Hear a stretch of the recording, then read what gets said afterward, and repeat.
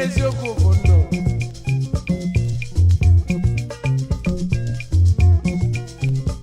Eziokwu ka ego.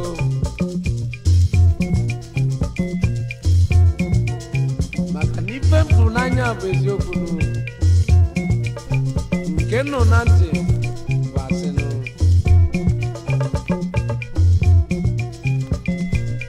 Maka na ọ bụrụ ezi eji mmadụ agwọ na agwọ na-enyere.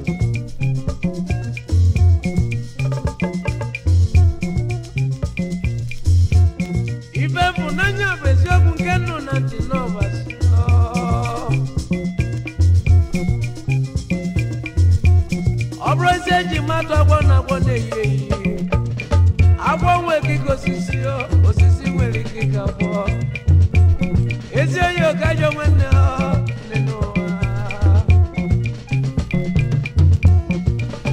ezi oyi gwa ya eziokwu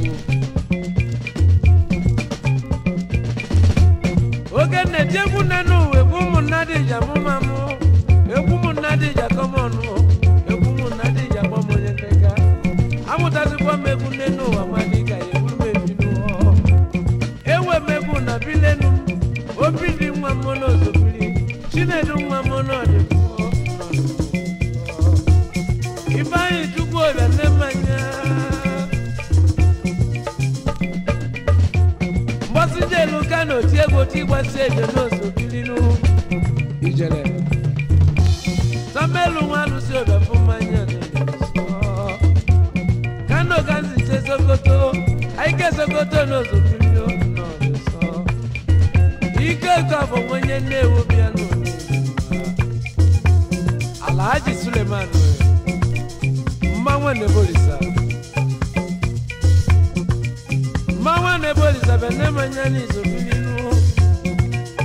Nyoma n'elemụsọ ekene. Sokoto gasị je eguzo. Kaduna bụ ndị na-esi n'ọmụmụ ife bụ n'anya bụ eziokwu ke nụ na ntị n'ọbasi ọ bụrụ ezi eji mmadụ agwa na agbọ na-eyi eyi oge na-eti egwu nne n'ụwa bụ ụmụnna dị ija mụmamụọ bụ ụmụnna dị ija kọmọnụ amụtazikwa m egwu nne n'ụwa mmadụ ga egwu mmebi obi dị nwa m n'ozobiri nwa ka ego bịa nne mmanya Victoria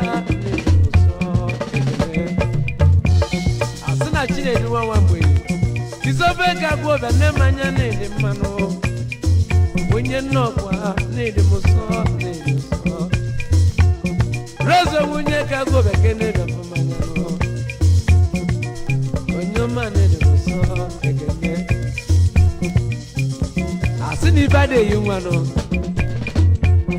ibe inwane ni ma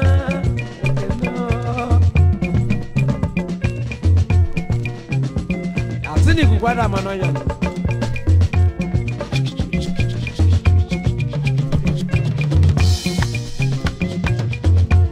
ayabala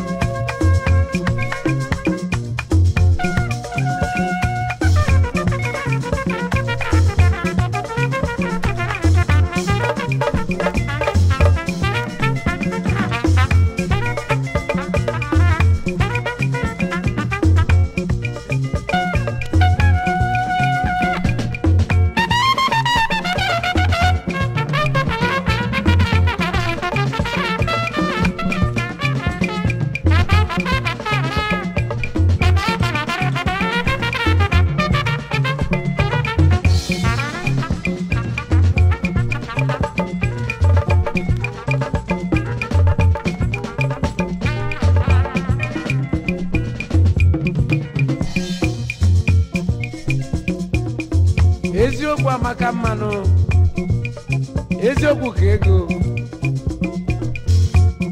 akwa bụlụ obi nne mmanya n'iso biyo mmanwụ olise abịazie n'emuso ofe bụ n'anya bụ eziokwu nke nnụ na ntị n'ọbasinu ọ bụrụ isi eji matụ agwa na agwọ na-eyi eyi agwọ nweghị ike osisi nwere ike ka agwọ ezi eyi ka ajọ nwanne nne n'ụwa ezi eyi gwa ya eziokwu akwa kwuru nwa m